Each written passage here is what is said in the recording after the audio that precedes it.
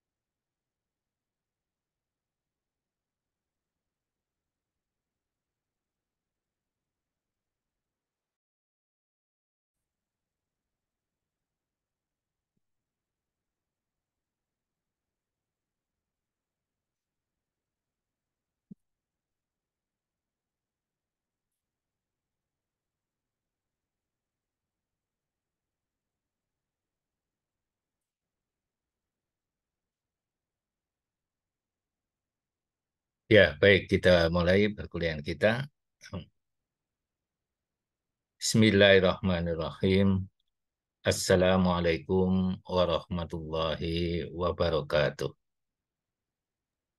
Waalaikumsalam Waalaikumsalam warahmatullahi warahmatullahi wabarakatuh. wabarakatuh. Assalamualaikum warahmatullahi Innal hamdalillah wassalatu wassalamu ala Rasulillah wa ala alihi wa sahbihi wa mawala wa la khawla wa la quwwata illa billah amma ba'd. Saudara-saudara sekalian, para mahasiswa jurusan syariah yang saya hormati, alhamdulillah selalu kita panjatkan puji syukur kita kehadirat Allah Subhanahu wa taala atas segala nikmat yang telah dilimpahkan kepada kita semuanya sehingga kita bisa melaksanakan semua aktivitas-aktivitas kehidupan kita dengan baik. Di antaranya adalah melaksanakan perkuliahan pada sore hari ini. Saudara-saudara sekalian, pada kesempatan sore ini kita akan mempelajari atau membahas tentang hukum perkawinan Islam di Indonesia yang berkaitan dengan masalah yang begitu sensitif, begitu kontroversial, masalah klasik tetapi tetap aktual untuk kita bicarakan, yaitu tentang poligami.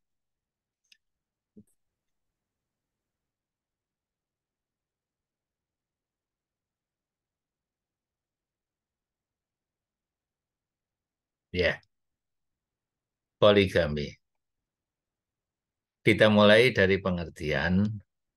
Poligami berasal dari bahasa Yunani, polus. Itu artinya banyak, gamen itu istri. Jadi poligami itu seorang pria yang mempunyai beberapa istri pada waktu yang sama. Dalam bahasa Arab kita menyebutnya dengan ta'adduduz zaujat. Ta'adduduz zaujat artinya poligami. Beberapa permasalahan poligami yang ada di masyarakat kita. Masalah poligami ini merupakan masalah yang kontroversial, masalah yang sensitif, yang sebetulnya masalah klasik ya, masalah yang sejak dulu sudah ada, sudah dibicarakan, tetapi selalu aktual dan sering diperdebatkan. Nah, seringkali Islam mendapatkan stigma buruk karena memperbolehkan adanya poligami. Nah, poligami ini ditolak dengan alasan psikologis. Artinya tidak ada wanita yang katanya mau dimadu. Ya, tidak ada wanita yang mau diduakan. Jadi ditolak dengan alasan psikologis dan selalu dikaitkan dengan ketidakadilan gender. Ya, kalau laki-laki boleh melakukan poligami, kenapa wanita tidak boleh berpoliandri? Ini kan merupakan hak itu ya. Jadi dikatakan bahwa poligami itu merupakan satu ketidakadilan gender.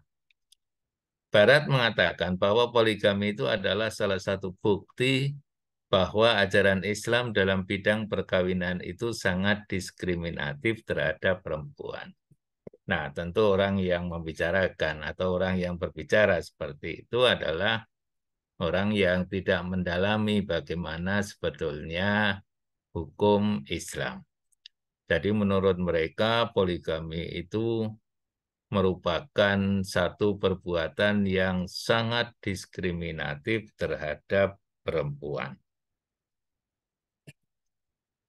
Sedangkan menurut ajaran Islam, poligami itu diperbolehkan, hukumnya mubah, boleh, tetapi tidak dianjurkan, bukan merupakan sunnah. Nah, ini yang seringkali diasumsikan salah bahwa poligami itu merupakan sunnah Nabi. Oleh karena itu harus diikuti. Jadi menurut ajaran Islam, poligami itu memang diperbolehkan, tetapi tidak dianjurkan. Karena asas perkawinan di dalam fikih munakahat itu adalah monogami. Monogami. Satu pria, satu wanita, satu suami, satu istri. Nah, anjuran pernikahan itu bukan sekedar untuk kepuasan biologis. Memang salah satu tujuan di dalam melakukan pernikahan itu adalah supaya orang itu bisa menyalurkan kebutuhan biologisnya. Tetapi itu bukan merupakan tujuan yang utama, bukan merupakan tujuan satu-satunya. Jadi anjuran pernikahan itu bukan sekedar untuk kepuasan biologis, tetapi dalam rangka pewarisan nilai untuk melanggengkan peradaban dunia yang luhur. Bagaimana sebuah keluarga itu hidup secara harmonis, bagaimana sebuah keluarga itu menurunkan generasi-generasi yang berkualitas. Nah, ini menurut ajaran Islam. Jadi poligami itu harus menyelesaikan masalah. Orang yang melakukan poligami itu pasti orang yang memiliki masalah. Tidak mungkin orang yang tidak bermasalah itu mau poligami. Jadi poligami itu dilakukan oleh orang yang bermasalah. Oleh karena itu, poligami yang dilakukan itu seharusnya bisa menyelesaikan masalah dan tidak menimbulkan masalah baru. Nah, ini yang sering terjadi. Poligami tidak menyelesaikan masalah, tetapi justru melahirkan masalah-masalah yang baru di dalam kehidupan keluarga. Dan poligami itu bukan masalah trendy. Ya, ada tren poligami ya, beristri lebih dari satu, kemudian kita ikut-ikutan. Poligami dilakukan dengan satu keyakinan dan tekad untuk saling berbagi cinta dan kebahagiaan, bukan saling menuntut. Nah, ini yang berat ini ya. Harus ada pemahaman di antara pihak-pihak yang melakukan poligami, ya suami, ya para istri, anak-anak, dan lain sebagainya. Jadi poligami itu dilakukan dengan satu keyakinan dan tekad supaya suami dan istri-istri itu bisa saling berbagi cinta dan kebahagiaan, bukan saling menuntut. Dan ini menjadi salah satu alternatif untuk menyelesaikan masalah selingkuh dan prostitusi. Dengan adanya poligami, perkawinan secara sah, ya, perkawinan secara sah itu akan menyelesaikan masalah daripada apa kasus-kasus yang terjadi di masyarakat kita, seperti adanya perselingkuhan, ya adanya prostitusi yang terselubung dan lain sebagainya. Jadi sebetulnya poligami itu merupakan solusi, merupakan jalan keluar.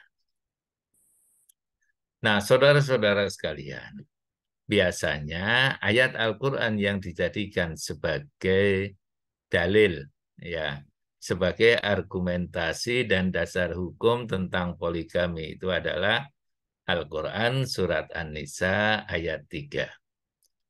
Wa in khiftum alla tuqsitu fil yatama fankihu ma tobalakum minan nisa masna wa sulasa wa ruba.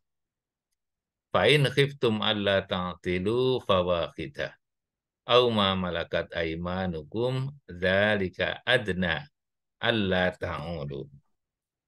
Yang artinya, dan jika kamu takut tidak akan dapat berlaku adil terhadap hak-hak perempuan yang yatim bila kamu mengawininya, maka kawinilah wanita-wanita lain yang kamu senangi.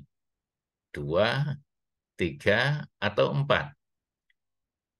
Tapi kemudian jika kamu takut tidak akan bisa berbuat adil, maka kawinilah seorang saja.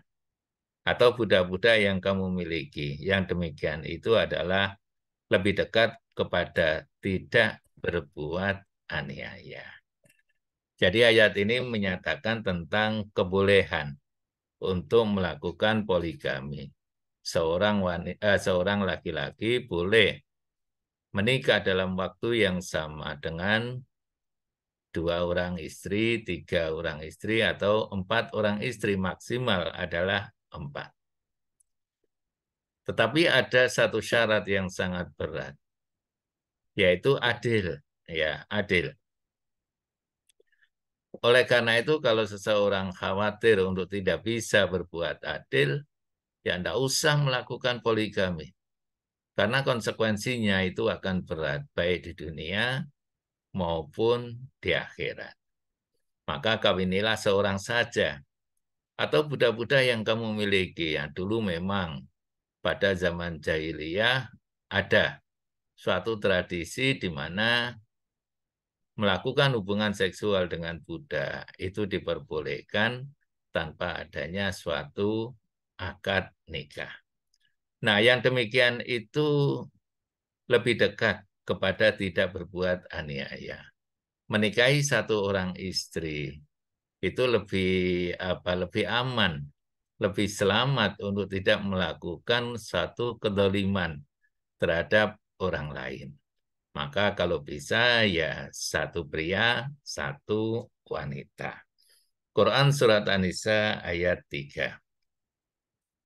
Berkaitan dengan sababun nuzulnya, ayat di atas turun setelah terjadinya perang Uhud, di mana banyak para syuhada orang-orang muslim yang terbunuh di dalam perang itu. Ya, di mana banyak sekali pejuang muslim yang gugur, yang mengakibatkan banyak anak yatim yang harus mendapatkan perhatian dan pengawasan dari para wali yang bertanggung jawab. Nah, perkawinan adalah salah satu jalan untuk memecahkan masalah tersebut. Jadi latar belakang ini juga harus dilihat ketika kita menggunakan suatu dalil. Jangan hanya kita membaca dalil saja tanpa mengetahui sababun nuzul. Karena ini merupakan satu hal ya yang penting untuk dipertimbangkan kenapa suatu hukum itu ditetapkan. Kenapa suatu syariat itu ya disyariatkan ya. Maka situ syariahnya itu apa? Nah, inilah sababun nuzulnya. Kemudian berkaitan dengan kandungan ayat tadi, ya. Kandungan ayat tadi yang pertama bahwa seorang suami itu boleh beristri lebih dari satu orang perempuan. 1, 2, 3, atau 4. Nah, batas maksimal poligami itu adalah 4 orang istri. Dulu pada zaman jahiliyah, pria tidak dibatasi untuk menikah dengan berapa wanita pun. Itu diperbolehkan. Tapi kemudian dengan adanya ayat ini, maka batas maksimal untuk melakukan poligami itu adalah 4. Ya, paling banyak seorang laki-laki itu memiliki 4 orang istri. Nah, syarat poligami itu adalah kemampuan untuk berlaku adil terhadap istri-istrinya. Nah, ini yang sangat sulit ini ya. Bagaimana kita bisa melakukan keadilan, bisa berbuat adil terhadap istri-istri kita. Karena tentu ya setiap perempuan itu memiliki perasaan yang berbeda-beda antara yang satu dengan yang lain. Tapi para ulama menetapkan bahwa keadilan itu berkaitan dengan sesuatu yang bersifat material, ya. Keadilan di dalam memberikan nafkah, keadilan di dalam memberikan kiswah, ya, keadilan di dalam memberikan tempat kediaman dan lain sebagainya. Tapi memang adil itu bukan merupakan sesuatu yang mudah. Ahli tafsir kita Muhammad Quraisy Shihab mengatakan bahwa ayat ini tidak memulai aturan poligami karena dia telah dikenal dan telah menjadi tradisi masyarakat ketika itu. Jadi ayat tadi Quran surat An-Nisa ayat 3 itu bukan merupakan awal, ya, tidak memulai adanya aturan poligami. Karena memang poligami itu sudah dikenal sejak zaman bahula, sejak zaman kuno, dan itu sudah menjadi tradisi masyarakat ketika itu sampai pada zaman Arab Jahiliyah. Islam tidak mewajibkan atau menganjurkan poligami, hanya membolehkan. Jadi seperti tadi yang dikatakan pada awal, hukumnya adalah mubah. Dan itu merupakan pintu darurat dengan syarat yang tidak ringan. Artinya pintu darurat itu boleh dibuka ketika kita berada di dalam kondisi yang membahayakan. Nah, itu yang disebut dengan pintu darurat. Dengan syarat yang tidak ringan, adil terhadap istri itu ya sangat sulit sekali. Nah, inilah pendapat Quraisy Shihab berkaitan dengan poligami. Sedangkan Mufassir Al-Maraghi mengatakan bahwa kebolehan poligami itu merupakan kebolehan yang dipersulit dan diperketat. Boleh, ya, tetapi ada syarat-syarat. Yang syarat itu sulit untuk dipenuhi. Atau syaratnya sangat ketat. Nanti juga akan kita lihat pada hukum perkawinan yang berlaku di Indonesia. Poligami ini diperbolehkan menurut Maraghi hanya dalam keadaan darurat, lidar'il mafasid, untuk mencegah kerusakan.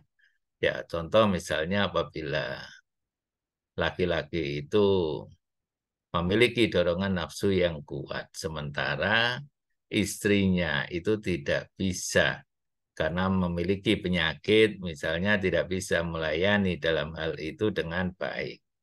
Nah, untuk mencegah terjadinya perselingkuhan, terjadinya zina yang itu dilarang di dalam Islam, maka kemudian diperbolehkan poligami. Dan hanya boleh dilakukan oleh orang yang benar-benar membutuhkan, ya. Orang-orang yang membutuhkan, dia memiliki kebutuhan untuk melakukan poligami dan dia mampu untuk melakukan poligami itu. Mampu secara finansial dan mampu secara fisik, mampu pula secara psikologis, memberikan keadilan, kenyamanan, dan kebahagiaan kepada semua istri-istrinya. Nah, itu bukankah sesuatu yang sangat sulit untuk dilakukan? Kemudian poligami menurut feminis ya, menurut orang-orang yang membela hak-hak perempuan ini ya. Dikatakan bahwa poligami itu bukan merupakan sunnah Rasulullah. Ya, Rasulullah pernah mengatakan an-nikahu sunnati faman raghiba an sunnati falaisa minni. Menikah itu adalah sunnahku, ya barang siapa yang tidak suka terhadap sunnahku maka berarti dia bukan golonganku. Tapi poligami itu bukan merupakan sunnah. Yang sunnah itu adalah menikah. Ya, poligami itu hukumnya hanya diperbolehkan. Dan kalau melihat sejarah, Rasulullah itu lebih lama bermonogami. Beliau menikahi Khadijah. Itu dalam jangka waktu yang lama sampai Khadijah itu meninggal dunia selama 28 tahun. Dan beliau melakukan poligami itu hanya 8 tahun. Nah, jadi lebih lama beliau atau Rasulullah itu bermonogami daripada berpoligami. Nah, kemudian menurut feminis ini, kodrat manusia itu adalah rasa cemburu dan tidak mau berbagi. Yang wanita ini ya selalu mengatakan tidak ada wanita yang mau dimadu. Tapi ternyata istri yang kedua itu kan perempuan juga dan mau dimadu gitu ya. Ya, tapi tentu di dalam kehidupan berumah tangga itu akan sering terjadi kecemburuan dan wanita cemburu itu wajar gitu ya dan banyak terjadi. Jadi titik tekan poligami itu pada aspek keadilan. Keadilan bukan pada perkawinannya itu sendiri. Jadi bagaimana manusia itu bisa berbuat adil ya di dalam kehidupannya, bukan pada perkawinannya. Kemudian dikatakan bahwa Quran surat An-Nisa itu menjadi satu-satunya ayat dalam Al-Quran yang berbicara tentang poligami. Tidak ada ayat yang lain selain Quran surat An-Nisa itu yang berbicara tentang poligami. Jadi di antara sekian banyak ayat Al-Quran, 6.000 lebih dari ayat Al-Quran yang bicara tentang poligami itu hanya satu ayat itu saja. Ya, satu ayat itu saja. Dan ayat ini tidak dalam konteks memotivasi, mendorong orang untuk melakukan poligami. Apalagi kemudian mengapresiasi ya praktek poligami. Tidak. Jadi ayat itu tidak dalam konteks memotivasi, apalagi mengapresiasi poligami. Nah, ayat ini hanya meletakkan poligami pada konteks perlindungan terhadap anak yatim dan janda perang, sebagaimana yang ada di dalam Sababun Nuzul, bahwa Al-Quran Surat An-Nisa ayat 3 ini turun setelah Perang Uhud, di mana banyak pejuang Muslim yang gugur, sehingga banyak anak-anak yatim, dan mereka itu perlu mendapatkan perhatian. Nah, saudara-saudara sekalian, sekarang kita akan masuk pada poligami ya, aturan atau praktek poligami di dalam hukum perkawinan Islam di Indonesia. Poligami dalam Islam dibolehkan menurut fikih munakahat, tetapi sifatnya bersyarat. Tadi syaratnya adalah adil. Syarat utamanya suami itu bisa berlaku adil terhadap istri-istrinya. Ya, kalau istrinya dua, ya terhadap keduanya itu dia harus berbuat adil. Istrinya tiga, ya semuanya harus menerima keadilan yang sama. Dan poligami itu bukan pilihan hidup, bukan tren tadi ya, bukan trendy.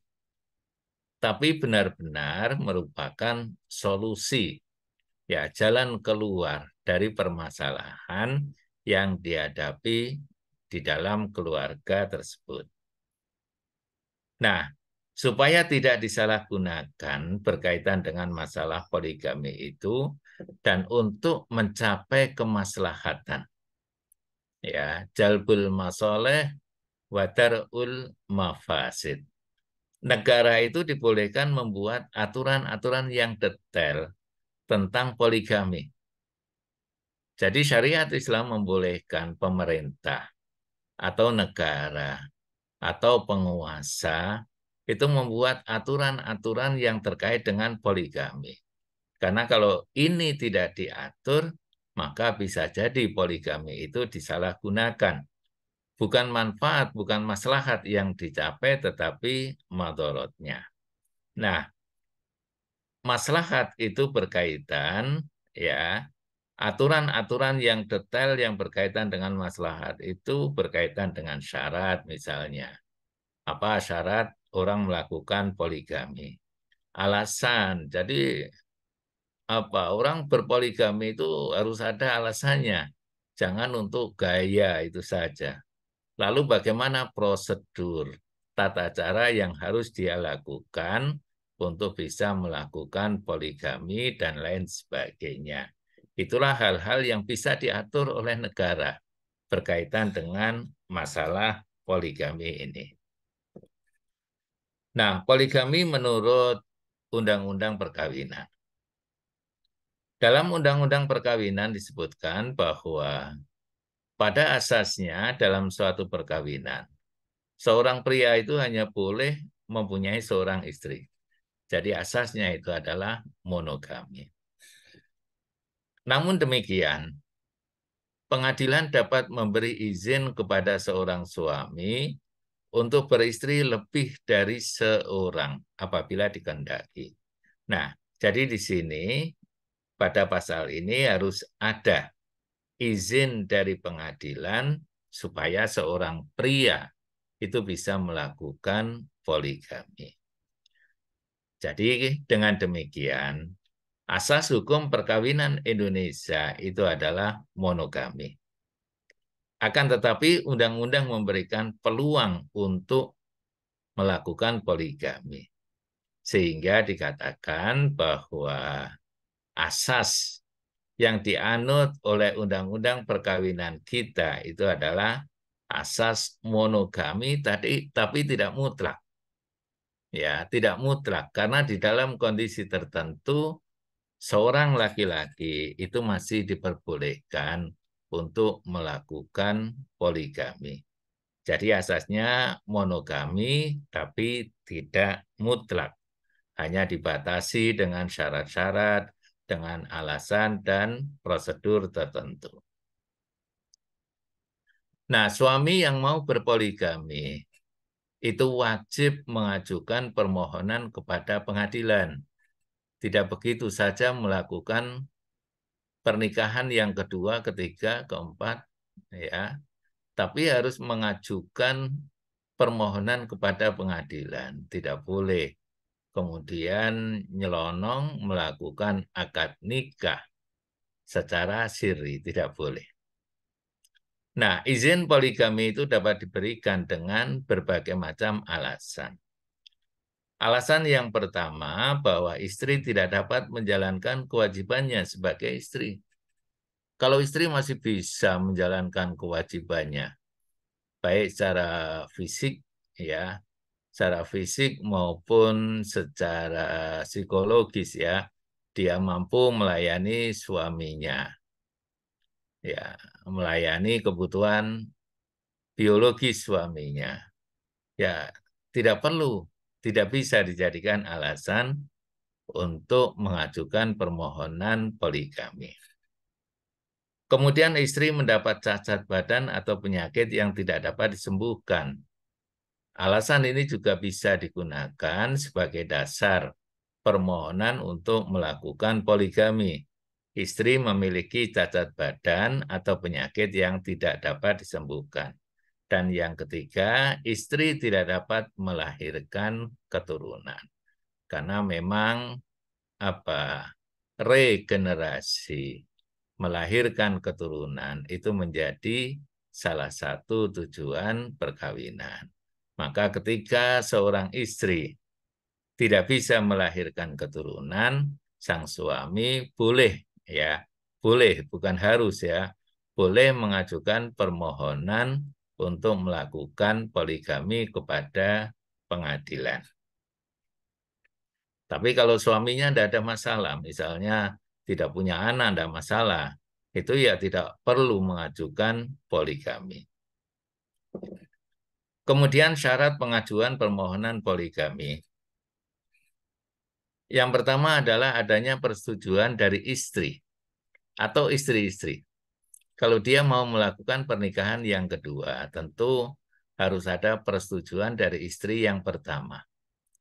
Kalau dia mau melakukan pernikahan yang ketiga atau keempat, dia harus memiliki persetujuan, harus ada ya persetujuan dari istri yang pertama dan juga istri yang kedua. Jadi ada persetujuan dari istri atau istri-istri. Kemudian yang kedua, adanya kepastian bahwa suami itu mampu menjamin keperluan hidup istri-istri dan anak-anak mereka. Nah, kemampuan di sini yang dimaksud itu adalah kemampuan finansial dan kemampuan fisik. Jadi harus ada kepastian bahwa suami itu mampu menjamin keperluan hidup istri-istri dan anak-anak mereka. Kalau misalnya seorang suami itu, mohon maaf, kondisi finansialnya itu rendah, dia miskin, ya, dia untuk menghidupi seorang istri saja, itu dia sudah pontang-panting. Nah, bagaimana kemudian dia menghidupi istri-istri yang lain? Nah, maka di sini sebagai syarat adanya kepastian bahwa suami itu mampu menjamin keperluan hidup istri-istri dan anak-anak mereka. Lalu yang ketiga, adanya jaminan bahwa suami itu akan berlaku adil terhadap istri-istri dan anak-anak mereka. Jadi ya suami itu harus mengucapkan semacam janji atau sumpah bahwa dia akan berlaku adil terhadap istri-istri maupun anak-anak mereka. Ya, istrinya dua, tapi anaknya banyak itu ya. Jadi keadilan ini bukan hanya pada istri, tetapi juga pada anak-anaknya. Keadilan berkaitan dengan nafkah, keadilan berkaitan dengan giliran, keadilan berkaitan dengan kasih sayang, dan lain sebagainya. Nah, yang selanjutnya, saudara-saudara sekalian, poligami dalam kompilasi hukum Islam. Bagaimana kompilasi hukum Islam itu mengatur tentang poligami. Nah, poligami dalam KHI itu diatur dalam pasal 55 sampai 59. Nanti bisa saudara buka pasal-pasalnya itu berbunyi seperti apa. Nah, aturan yang berkaitan dengan poligami dalam KHI itu meliputi bahwa beristri lebih dari satu orang pada waktu bersamaan. Itu terbatas hanya sampai 4 istri. Maksimal 4 orang istri. Tidak boleh lebih dari itu. Tidak boleh 5, 6, dan selanjutnya. Dan syarat utamanya itu adalah mampu berbuat adil terhadap istri-istri dan anak-anaknya. Jadi keadilan itu bukan hanya terhadap istri-istri saja, tetapi juga terhadap anak-anaknya. Tidak pilih kasih, ya, adil terhadap semua anak-anaknya. Apabila hal ini tidak mungkin dipenuhi, ya, keadilan itu tidak mungkin dipenuhi, tidak ada jaminan keadilan, maka seorang laki-laki itu dilarang beristri lebih dari seorang. Karena ini menjadi syarat utama, yaitu adanya keadilan. Perkawinan poligami harus mendapat izin dari pengadilan agama. Bagi orang yang beragama Islam, ya, untuk melakukan poligami seorang pria itu harus mendapatkan izin dari pengadilan agama. Tentu untuk mendapatkan izin ini harus didahului dengan permohonan untuk melakukan poligami. Nah, perkawinan poligami yang dilakukan tanpa izin dari pengadilan agama itu tidak mempunyai kekuatan hukum. Dan ini nanti ke depan akan menjadi masalah itu ya. Masalah bagi dirinya, masalah bagi anaknya, dan lain sebagainya. Misalnya ada seorang laki-laki yang melakukan poligami ya dengan cara siri ya tanpa izin pengadilan agama. Beberapa orang mengatakan perkawinannya itu sah menurut agama ya, tapi tidak memiliki kekuatan hukum di mata negara. Ketika anaknya sudah masuk sekolah, ya dia tidak bisa mengurus akte kelahiran, ya karena tidak ada perkawinan yang resmi dicatat oleh pegawai pencatat nikah. Jadi tidak ada kekuatan hukum. Ini nanti yang kasihan tentu ya anak keturunannya. Di dalam poligami itu ada yang disebut dengan syarat kumulatif, ada yang disebut dengan syarat alternatif. Nah, syarat kumulatif itu artinya ketentuan persyaratan poligami itu harus dipenuhi semuanya. 1, 2, 3 misalnya, atau berapa syarat, itu harus dipenuhi semuanya, tidak boleh tidak. Nah, syarat kumulatif ini meliputi yang pertama, adanya persetujuan istri atau istri-istri. Jadi persetujuan istri ini mutlak harus ada di dalam permohonan eh, poligami. Itu harus ada persetujuan istri atau istri-istri. Kemudian yang kedua adanya kepastian bahwa suami mampu menjamin keperluan hidup istri-istri dan anak-anak mereka. Ya, jadi ini merupakan syarat yang harus dipenuhi semuanya. Bukan hanya pilihan, tetapi semuanya harus dipenuhi. Itu yang disebut dengan syarat kumulatif. Kemudian syarat atau alasan yang bersifat alternatif dalam poligami. Permohonan poligami itu harus disertai dengan alasan yang ditentukan oleh hukum. Ya. Jadi kalau ada seorang pria mengajukan permohonan untuk poligami, di dalam permohonannya itu harus disertai dengan alasan-alasan yang sudah ditetapkan oleh hukum. Ya. Jadi di situ ada alasan-alasan, tidak boleh melakukan poligami itu tanpa alasan. Nah, apa alasan yang sudah ditentukan oleh hukum itu? Yang pertama, istri tidak dapat menjalankan kewajibannya sebagai istri. Seperti tadi misalnya istrinya memiliki suatu halangan untuk bisa melayani keinginan biologis dari suaminya. Kemudian yang kedua, istri mendapat cacat badan atau penyakit yang tidak dapat disembuhkan, ya sehingga mengganggu hubungan di antara mereka. Lalu yang ketiga, istri tidak dapat melahirkan keturunan. Nah, semuanya itu menurut KHI pasal 57.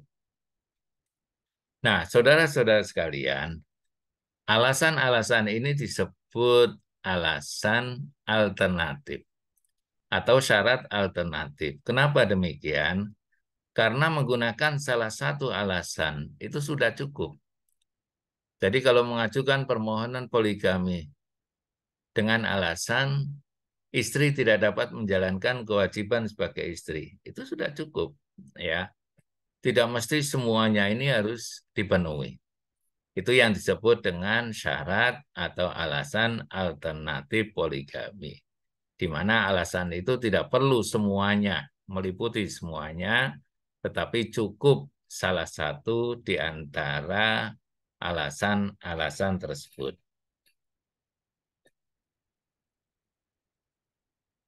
Nah, kemudian yang terakhir, saudara-saudara sekalian, berkaitan dengan prosedur poligami.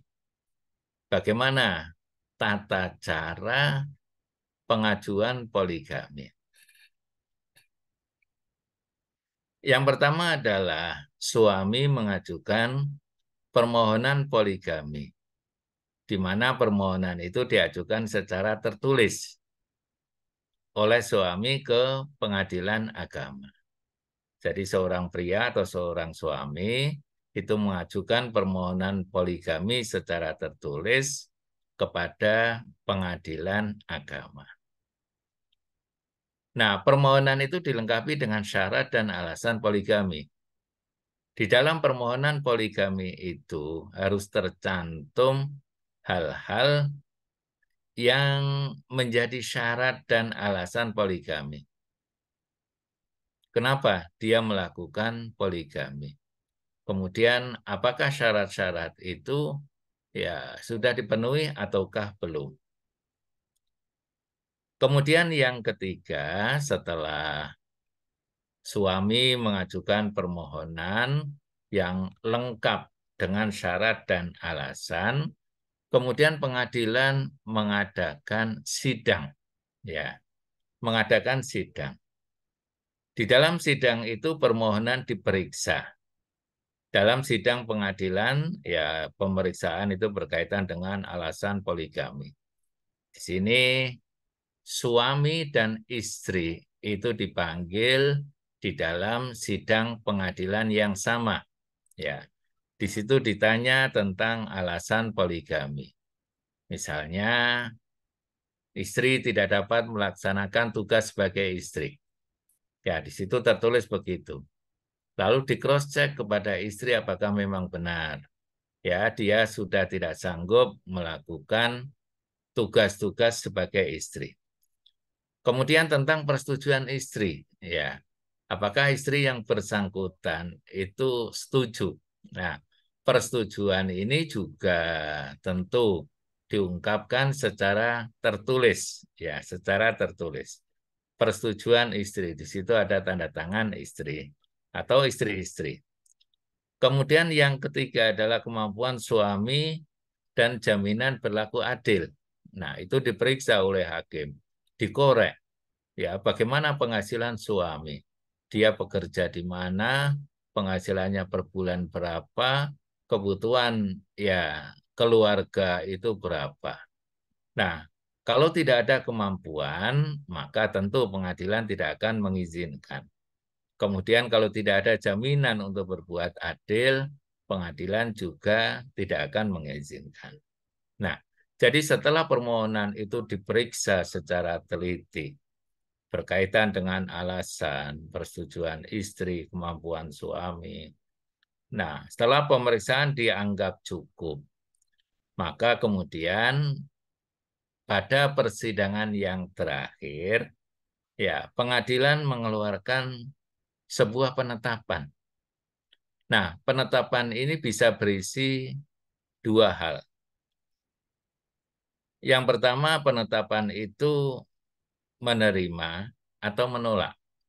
Nah, jadi kalau di dalam pemeriksaan ternyata ada hal-hal yang kurang, maka bisa saja permohonan poligami itu ditolak oleh pengadilan agama. Artinya, pengadilan agama itu tidak memberi izin kepada laki-laki tersebut untuk melakukan poligami. Tapi apabila di dalam pemeriksaan itu semua syarat dipenuhi, istri sudah setuju, suami mampu secara finansial memberikan nafkah kepada istri dan istri-istrinya, dan ada jaminan untuk berlaku adil, maka pengadilan akan membuat penetapan yang mengizinkan suami itu untuk melakukan poligami. Nah, penetapan dari pengadilan inilah yang kemudian menjadi bukti atau menjadi dasar bagi seorang suami untuk melakukan poligami. Nanti kalau dia mendaftar untuk melakukan perkawinan, ya tentu ditanya apakah dia itu jejaka ataukah dia itu sedang berada di dalam satu perkawinan. Kalau dia sedang berada di dalam satu perkawinan dan ingin melakukan poligami, tentu yang ditanya pertama kali itu adalah apakah ada izin dari pengadilan agama dalam kaitannya melakukan poligami. Ya, jadi itulah saudara-saudara sekalian, hal-hal yang berkaitan dengan poligami yang menjadi hukum positif yang berlaku di negara kita. Jadi poligami itu tidak boleh dilakukan secara sembarangan, harus ada izin dari pengadilan agama dengan berbagai macam alasan dan syarat-syarat yang sudah ditentukan oleh hukum.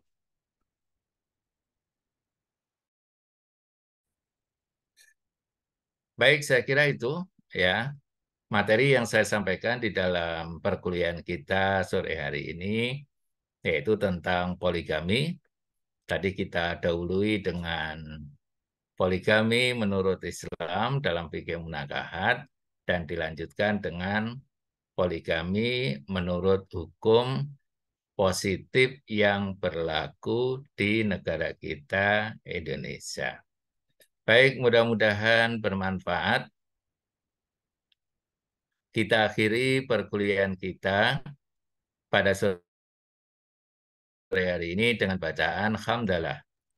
Alhamdulillahirabbil alamin. Alhamdulillahirabbil alamin. Billahi taufiq wal hidayah. Wassalamualaikum warahmatullahi wabarakatuh.